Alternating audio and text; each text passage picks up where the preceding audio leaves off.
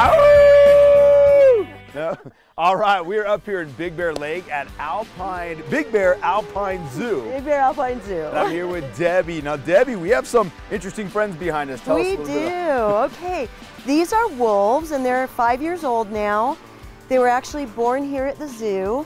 They're a cross between a timber and an Arctic, which is why they're a little lighter in color and a little taller than you're going to normally find with the timber wolves.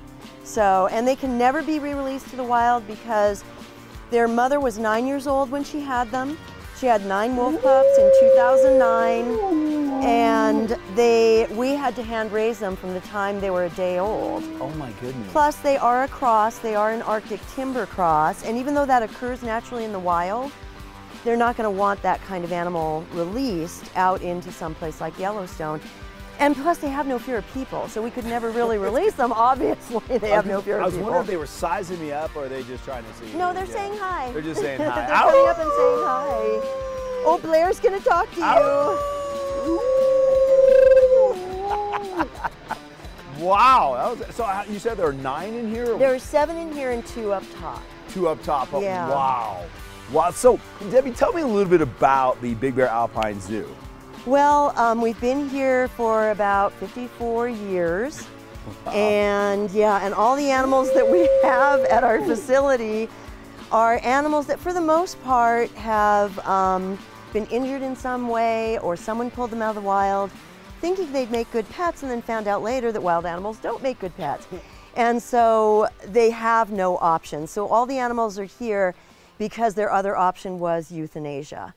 And so we're kind of a sanctuary for animals who have no other options. Right about now it's only about 2.5 acres, but we are going to move to a larger facility hopefully in 2 years. So we will have more room and we can probably rescue more animals because every year we just get way too many animals than we can possibly take care of. Sure, sure. So, because we do rehab as well. You do rehab as well. Now, yeah. So you rescue, you rehab, do you ever release any of the animals? Oh, yeah. Oh, you do? Yeah, oh, we wow. release about 80% of what we get. And some of them don't make it because they're really in bad shape when we first get them. But the ones that do make it, we release 80 to 90% of those.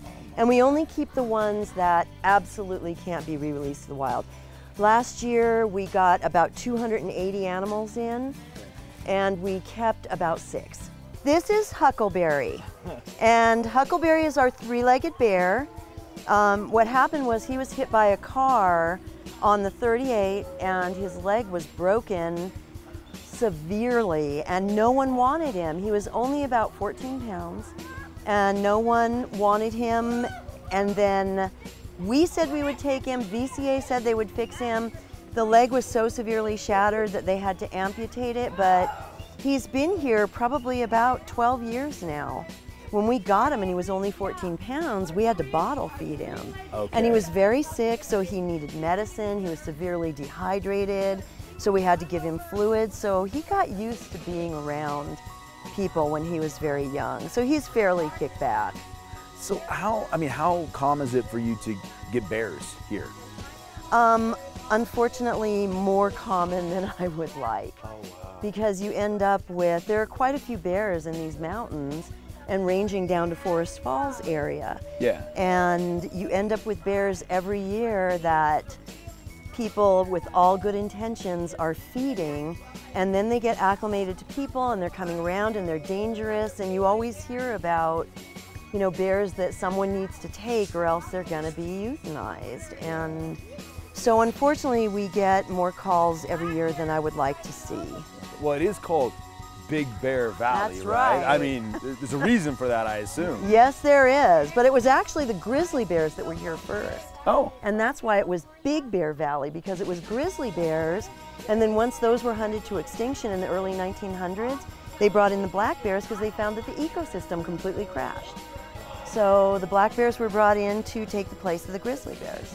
So I don't know if you can hear over us, but you have tours that are through here all the time, right? Yeah, we have a bunch of school kids in today, and so we have docents that are doing tours with all the different kids. So you can hear her in the background, and we do that all the time. So it's kind of nice for the school kids to be able to come in and hear the tour from the docents who are trained to educate them on our animals and our environment and Big Bear. So How many bears do you have here right now? right now we have 4. We're getting, he's turning his back Oh on yeah, us. look at Oh, that. he's doing the That's stretching. lovely. Yeah, he's stretching, he's turning his back on us. Who's this in here? That's Pooh. That's Pooh. Yeah, that's Pooh Bear. And Pooh also has a special story because he got into somebody's beehives and he destroyed $8,000 worth of beehives and honey. Wow. And hence the name Pooh. And so we got a call and said, look, someone needs to take this bear or he's going to end up being euthanized. Bears like honey? It's weird, Are isn't you it? kidding I me? know. I mean, seriously, really? So how many mountain lions do we have back here? We have 2 mountain lions in here. They're sisters. Oh. And they came from the El Dorado area above Sacramento. And what happened is their mother was hunting on a game ranch, goat ranch. And the owner of the goat ranch shot her and then realized afterwards that she was nursing babies. So Fish and Wildlife went up there and found the babies. They were 2 weeks old and they raised them for about 2 weeks at their area up there in Sacramento and then said someone needed to take them because they could never be re-released. You don't want an animal that's imprinted re-released to the wild, especially one that's dangerous like this. And so we said we would take both of them, and they're almost 12 years old now. Wow. I started to ask you what was the most unusual animal you have here, and you brought me over here. Yeah. What is it? She's unusual for here because she's an African cat. This is a serval.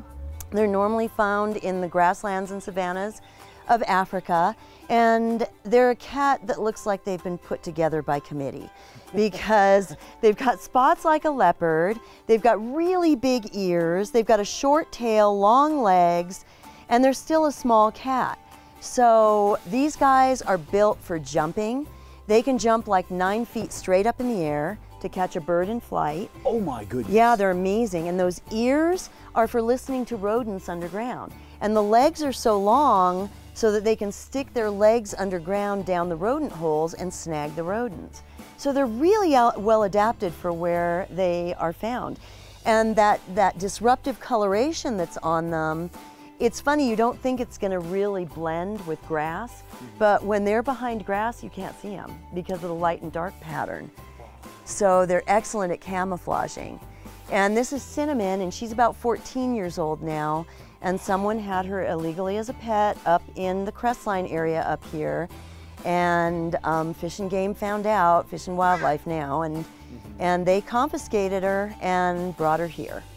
You'd mentioned earlier that you have or you'll have snow leopards. Yes, we're getting snow leopards on the 24th, and we're going to have a grand opening of their exhibit on the 28th. So if you want to find out if they're here when you want to make your trip up here to Big Bear, or if you're in the area, then maybe you can go to our website, inlandempireexplorer.com. You'll have their information. Thank you so much for sharing the time with us and showing us such a unique and very, very cool place here in the Inland Empire in Big Bear Lake.